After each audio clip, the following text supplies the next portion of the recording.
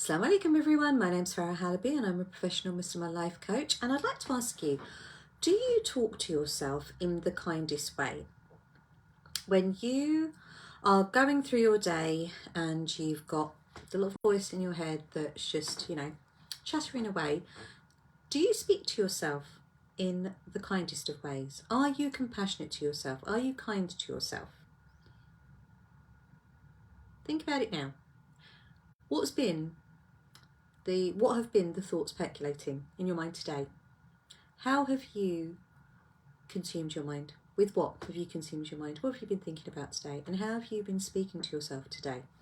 And the reason that I ask is because, mashallah, today has been a wonderful day of, it's been a day of coaching, a day of connecting, subhanallah, a day of an ordinary day in many, many ways, but a lot of intentional connections, a lot of intentional deeds and actions, and the reminder to myself of why I'm doing this, and a constant reminder even of my why. And it's to perpetuate that voice in my head, those thoughts, that my voice in my head, me speaking to myself in the kindest of ways, because the opposite was true for a long time. And I think that what has been quite common actually in today's sessions with my clients across the board has been when you don't speak to yourself, or when they haven't attended to themselves from a place of kindness, they have been giving themselves a real hard time. And two different examples. One of the sessions today was firmly rooted around not having motivation, not having any gumption, any get up and go, and this habitual pattern of thinking that, I never finish anything. I start something but I always give up halfway through. Another conversation today was an amazing lady, mashallah, last week had been on top of her game, had intentionally started some routine habits for her self-care, for her spiritual connection with Allah subhanahu wa ta'ala, and things, mashallah, were going amazing. This week she's given herself a real hard time. She told me, I'm really not in a good place. I'm failing. I'm not doing as well as I was last week. I'm not sticking to the plan, and I just feel really, really bad. I feel just, I just feel like it's not worth it. I just feel like I can't do it.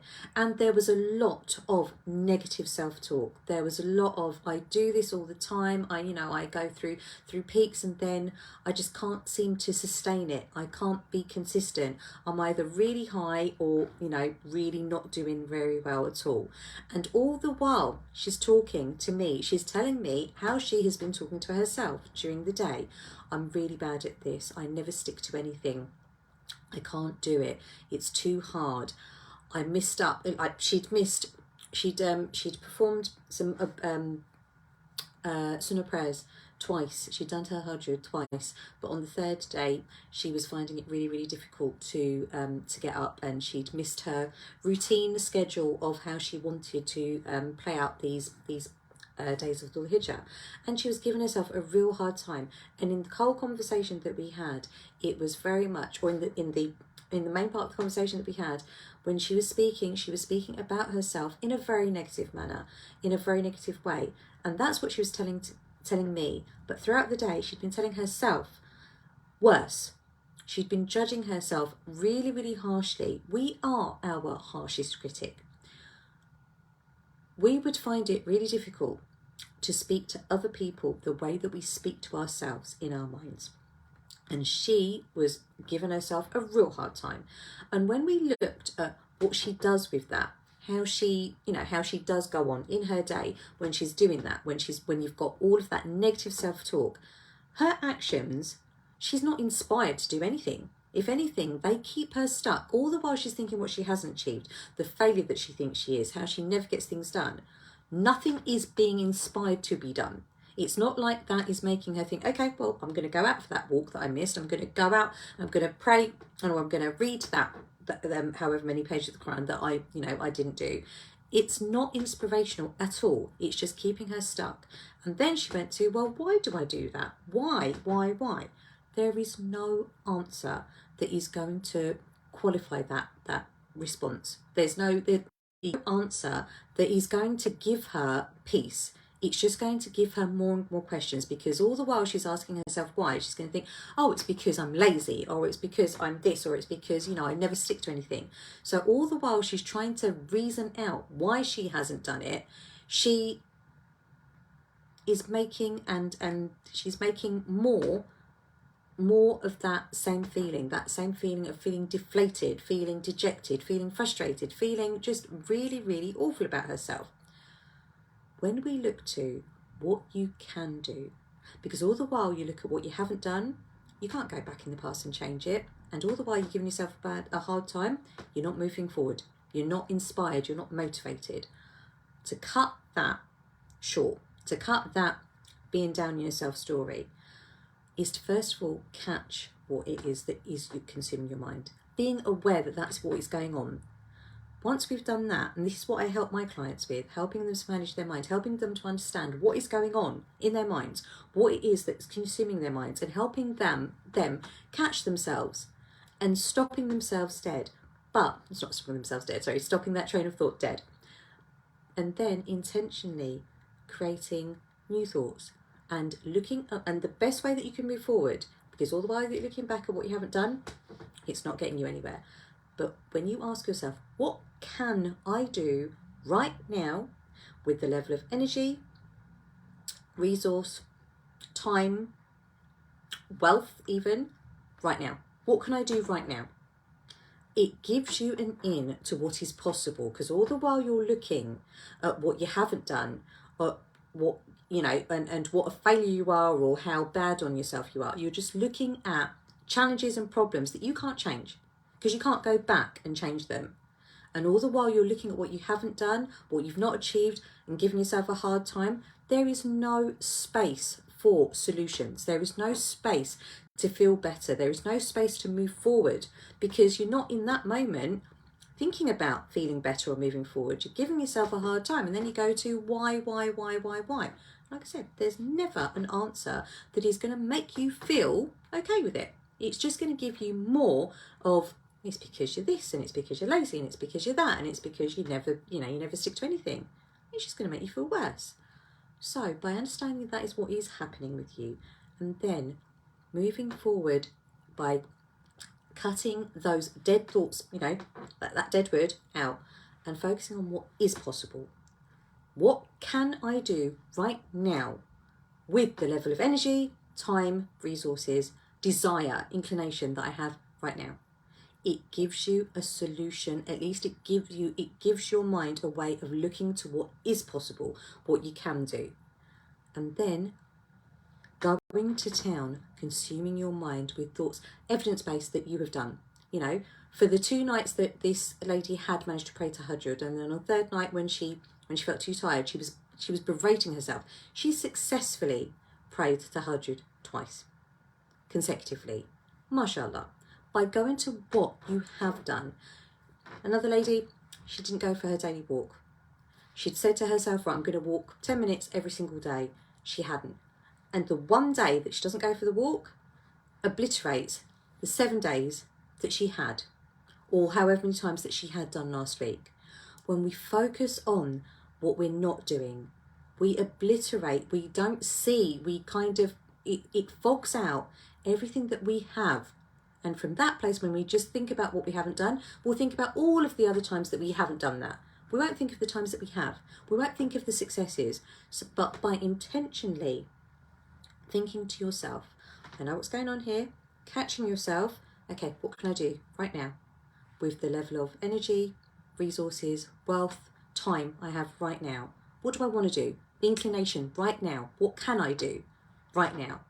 And then looking to see all the times you have successfully, gone out and, gone for the walk, gone to the gym, read a couple of pages of the Quran, done the extra Nafil prayers, whatever it is, look at the evidence, what you have achieved. Because you have. Your life is not a success, it's not a succession of failures. It's not lots of different, things that you haven't done. Your life is full of stuff that you have. Your life is full of achievements. Your life is full of blessings. And when you look to what you can do, what you have the ability to, and couple that with what am I grateful to Allah subhanahu wa ta'ala for right now? What blessings can I give gratitude for in my life to Allah subhanahu wa ta'ala right now? That changes your lens and changes your perspective. This is the foundation of the work that I do with my clients, by helping them manage their minds, manage what is going on for them, helping them understand what is going on for them, and creating a very bespoke framework, taking them through the understanding of the science of the nafs, which is the science of the self, of how we work as explained and described and formulaic, in terms of it all comes from the Quran and the Sunnah. Who better to know us than the one who created us? We have got our manufacturer's guide in the Quran. This all comes from the Quranic science, the Quranic psychology of who we are, how we work, and how we absolutely can move forward in life in a way that is in keeping and actually celebrating and enjoying all of those amazing gifts and qualities, those unique, bespoke gifts and qualities that Allah subhanahu wa ta'ala gave us to live this life, and not just get through life, not just coast through life, not just, wander around through life, but to thrive, to enjoy, to be in awe of the blessings that He's given us, to really optimize and live a beautiful life that is pleasing to Him, that will get us to the best place in the Akhirah. What's more inspirational than that? What's more inspiring and motivating than that? So if you would like to know how you can absolutely create the life that you want, to live a life that you love, understanding how you work, managing yourself, and optimizing you, helping you operate at a level that you are taking leadership of your life, you are taking management of yourself, and you are making decisions and choices that are not just beneficial for you here, but will get you to taking the actions, behaving in the way, showing up in your world in a way that is pleasing to Allah subhanahu wa ta'ala, that will reward you and inshallah, get you to the best place in the Akhirah, because we're all looking to go up, we're not looking to go down, inshallah. So what comes to mind when I say that? What comes to mind for you? Are you a professional Muslim woman who is very the opposite of complimentary, very insulting to herself? Do you give yourself a hard time when things aren't going great? Is it a self-fulfilling prophecy? Is it, well, I knew that was going to happen? Is it expected? And think about it. How do you speak to yourself? How do you talk to yourself? How do you address yourself in your mind? If it's not complimentary, if it's not serving you, if it's not motivational and inspiring and celebrating and giving gratitude for the beautiful gifts that Allah subhanahu wa ta'ala has given you, what is it? Is it giving yourself a hard time? Is it not very complimentary? Is it quite negative? And does that have the effect in your life that you want it to? Like, when has being harsh on yourself or being hard on yourself inspired you to go out and, do great things, or show up in the relationships that you have, in your work, in your family, in your community, from you, the you that you want to show up as? Or are you just trying to cover and mask? If you have decided that you don't want to do that anymore, and you want to live a life that you are in awe of Allah subhanahu wa ta'ala's blessings for you, that you are thriving, that you are taking leadership of you are creating the life that you want to absolutely love and live that life, showing up as the person that you want to, being in the relationships that you want to be in as you, not masking, not trying to get through the day, not just trying to make it to bedtime and then hoping that tomorrow's going to be different, but with motivation, with inspiration, with faith that tomorrow is going to be an amazing day. And you have everything that you need.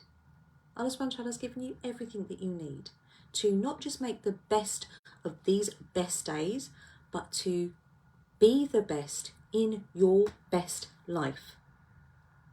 If you'd like to know how I can do that for you, then I can help you create the life that you want, to live the life you love. Book in a consultation with me. I don't have any consultations left this week. I might have a couple next week, but DM me or email connect@farahhalaby.com and let's talk. Let's get you in your life. Let's get you in your life, showing up in your world from a place of motivation, inspiration, inclination, desire, love, joy, being enthused about life, knowing that you have everything that you need to make the best and be the best in this life, in these days, in these best days, and in every day after that, inshallah. My name's Farah Halaby. I'm a professional Muslim life coach, and as always, I pray that you are safe, well, happy and healthy, and inshallah I will connect with you again very soon. But for now, take care. Assalamu alaikum.